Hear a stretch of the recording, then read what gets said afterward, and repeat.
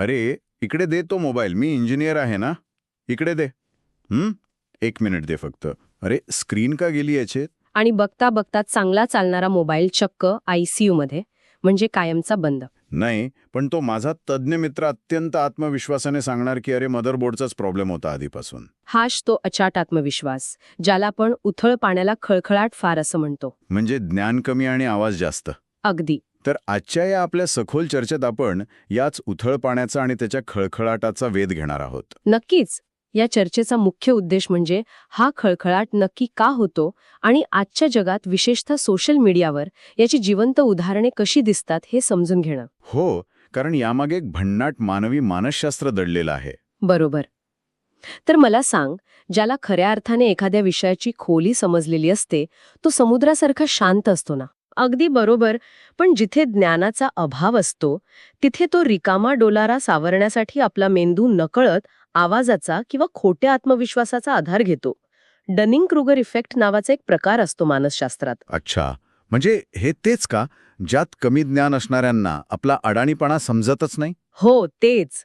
त्यामुळे ते अति आत्मविश्वासाने वावरतात. अरे बापरे, म्हणजे हे एखाद्या स्मार्टफोनची बॅटरी 1% आली असताना अचानक त्याची स्क्रीन ब्राईटनेस फुल करण्यासारखं आहे.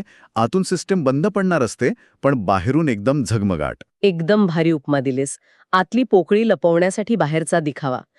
आपल्या या संदर्भातील एका सोर्समध्ये शाळेतल्या एका राहुलचं उदाहरण दिलंय. राहुल म्हणजे तोच ना, जो पेपर आधी मी काहीच अभ्यास केला नाही असं ओरडत फिरतो? हो, आणि नंतर चक्क 93% मार्क मिळवतो. 1 मिनिट, इथे थोडी गडबड वाटते मला.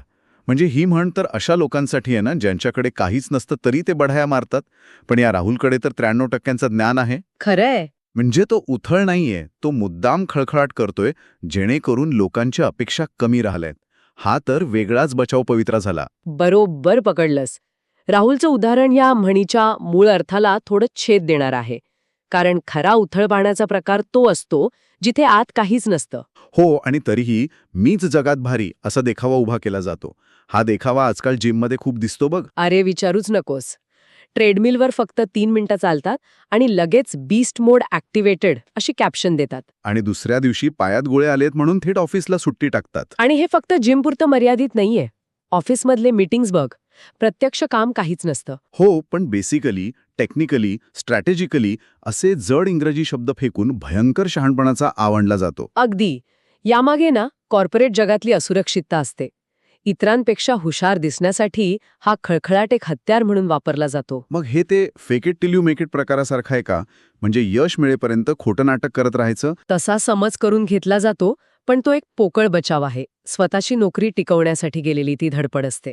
म्हणजे ते सोशल मीडियावर जे तथाकथित मोटिवेशनल स्पीकर्स पहाटे 4ला उठण्याचे सल्ले देतात आणि स्वतः दुपारी 12ला उठतात ते सुद्धा याच असुरक्षिततेचे बळी असतात. त्यांचा व्यवसायच मुळी त्या खळखळाटावर चालतो. कॉर्पोरेट आणि डिजिटल जगात लोक स्वतःचं अस्तित्व टिकवण्यासाठी हा खळखळाट करतात हे समजलं, पण मग लग्नातले ते सर्वज्ञानी काका काय टिकवण्याचा प्रयत्न करत असतात? कोणते काका? अरे तेच, जे जुन्या काळाच्या गप्पा मारून अफाट ज्ञान पाजळतात आणि नंतर डीजेवर नागिन डान्स करायला मोकळे होतात. तिथे विषय येतो सामाजिक प्रतिष्ठेचा. म्हणजे वय वाढलंय म्हणजे आपण ज्ञानी आहोतच, हा एक अलिखित नियम त्यांनी मानलेला असतो. अच्छा, त्यामुळे भारताची राजधानी कोणती यावर मुंबई की गोवा की दिल्ली असा गोंधळ उडवणारे लोकही अत्यंत आत्मविश्वासाने बोलतात. कारण त्यांना वाटतं की शांत राहिलो तर समाजात किंमत कमी होईल. आणि मला वाटतं याच मानसिकतेतून व्हॉट्सॲप युनिव्हर्सिटीचा जन्म होतो. इंटरनेट फास्ट चालवण्यासाठी मोबाईल चक्क फ्रीजमध्ये ठेवणारे लोक.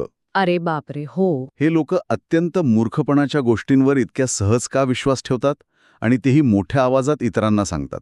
कारण मोठ्या आवाजात आणि ठामपणे बोललं की ते सत्य ठरतं असा एक भास निर्माण होतो. म्हणजे स्वतःच्या अज्ञानाची लाज वाटू नये म्हणून केलेला हा सगळा आटापिटा असतो तर? हो ना. जो खरोखर तज्ज्ञ असतो तो कधीच मला सगळं येतं असा दावा करत नाही. तो नेहमी शिकायला तयार असतो. म्हणजे थोडक्यात सांगायचं तर हा जो खळखळाट आहे तो ज्ञानाचा नसून अज्ञानाच्या भीतीचा आवाज आहे. अगदी 100%. ज्ञान जेवढं खोल तेवढं त्याचा प्रवाह शांत असतो. आणि हे फक्त दुसऱ्यांकडे बोट दाखवण्यापुरता मर्यादित नाहीये.